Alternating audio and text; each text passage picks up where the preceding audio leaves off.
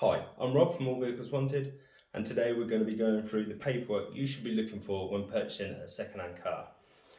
This is all from a car I purchased recently, and I'll be honest with you, it was a little bit old and it was cheap, but the main deciding point when purchasing the car was that the paperwork all added up and made me think, well, it's been well looked after, and I think I can take a punt on it.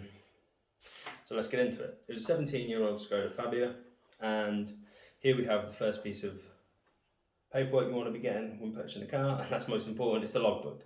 Obviously, it shows who owns the car, and it will tell you a bit of information about it, such as previous keepers and how long they've owned the car. Relatively new logbook. First good bit of information there. Second was the MOT certificate. Obviously, you can find this online, but a paper copy is always good as well.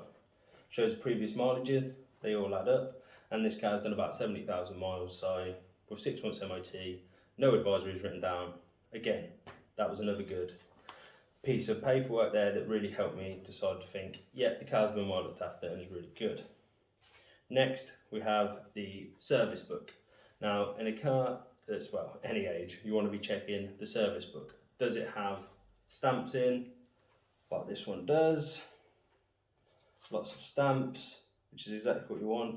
All the mileages add up, and it shows perfectly this car's been well maintained, well looked after, serviced regularly when it should, and the proper work has been done. Most of that was from a Skoda dealership, some other dealerships in there as well, and garages, so that was all a plus. So sometimes you're going to be looking at a more expensive car, obviously, and you're going to be wondering, has it been well looked after? The paperwork adding up can really make or break that deal if you want to buy it or if it puts you off. Next, we have here other pieces of paperwork.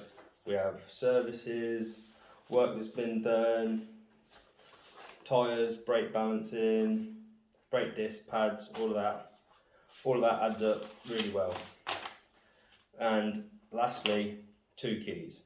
That's a huge big deal for me. I always think, if a 17-year-old car has had 2 keys its whole life, that's been brilliant. Because you all know how easy it is just to chuck one off into a drawer, forget about it, sell the car, oh yeah, I'll find the second key. Never does. That means through 17 years of this car being around, that second key's always got around, been well looked after from its owners, that tells me. People that have cared about what they own, looked after it, huge big deal. Like I say, this car wasn't much money, but these things all together added up. Again, if you were spending more money on a car, yeah, get a HPI as well. I don't think I needed to on this car. Obviously, I buy cars a lot, so it made sense for me just to not really bother. But if you're spending thousands of pounds on a car, check it. Look for finance, any histories of accidents, anything else, even if it's just checking everything adds up. Like with the MOT, you want it to be checking the mileages all add up. That's brilliant, because this car had only done about 70,000 miles, which is obviously very low for its age. I wanted to make sure that all added up. That was all right. Everything was as I wanted it to be, and it was. So this all added together made the decision. Yes, I'm going to buy this car. It seems like a good car. Yes, I can make money on it, and more importantly, I can trust when I'm selling it on. I can show the paperwork that says this car's been well looked after. I trust in it, and that's exactly what you want to be doing. Cardi's already got a bad name. We all know that. So yeah, that really helped me to make that decision. And when you personally buying a car, that's what I think they are the things you should be looking for.